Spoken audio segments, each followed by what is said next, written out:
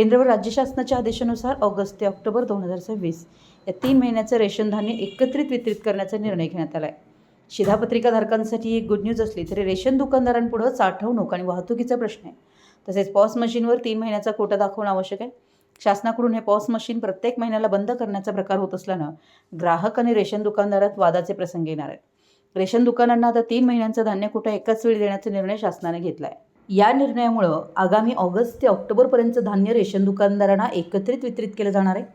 याचा शिधापत्रिकाधारकांना फायदा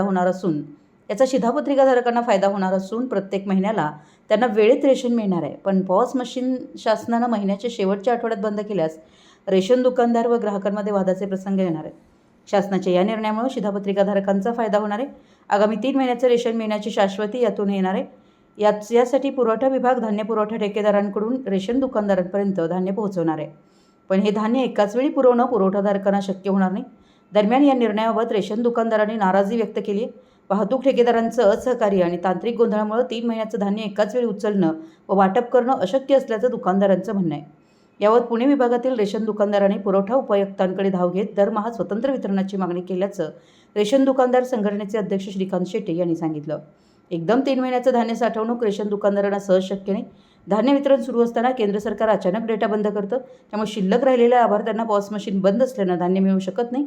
अशावेळी ग्राहक आणि रेशन दुकानदार यांच्यात वादाचे प्रसंग येतात.